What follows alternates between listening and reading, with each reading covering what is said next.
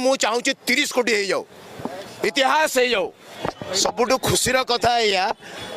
जे आज मु देखा आसबि बोली लिखिली बोली मत लगुच आज पुणी थे प्रीमियर हला बोधे ना थैंक यू सो मच यही भाया उत्साह समस्त भितर थाऊ। हेलो बंधुगण चाहतु आज कार्यक्रम को स्टार्ट कर नवा अनुज मिश्र दादा आमको किसी कहवा चाहते कर्म फिल्म रिगार्डिंग शुणी नवा जी मु देखा आसबि बोली लिखिली बोली मत लगुच आज पुणी थे प्रीमियर हला बोधे ना मनोज दादा आपण लिखी पढ़कर आपण आसिले बोलिक ड्रीमटा हिट है या ना thank you so much thank you कहीं दादा आम आपन को थैंक यू कहवा कथा आपण आसी जानते बोली कि ड्रीमटा हिट है ना कहीं हिट था भाया उत्साह समस्त भितर थाऊ मु सबु बेले कही आसी जे दादा आपण कौन कही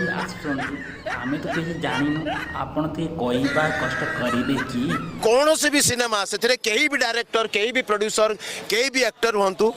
जदि दर्शकों को बांधिकी रखी सिनेमा एंड जाए हाँ दादा ठीक अच्छे आगे आप कहतु ठीक अच्छे तो जदि दर्शकों को बांधिकी रखी एंड जाए आउ सिनेमा बिजनेस करुच्ची ताले I am always with you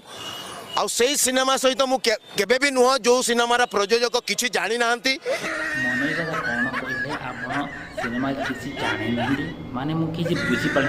आपण आउ थे कष्ट करेंगे कि क्या भी डाकी आणुंट क्या भी नहीं फिल्म करुँच कौन कहले मनोज दादा माने आपण कहवा अनुसार कि जो सिनेमा न सिनेमा होची से मानको लास्ट फल आनी सिनेमा हॉल बसई दौरान सिनेमा कल करके आपण यह कहवा चाहते बिना शिखिकी न शिखिकी सिनेमा से कर तो सही सब कथा कही कही मु जो समस्त को नजर ठीक अच्छे तो लगुच तो मु नजर रखी बोली कौन कहे मनोज दादा आपण नजर रखिंट आम उपर सिनेमा हॉल मान सिनेमा इंडस्ट्री आपण आज देख नजर रखी समस्त को लगुच जो मनोज मिश्र आसिले कौन कहब।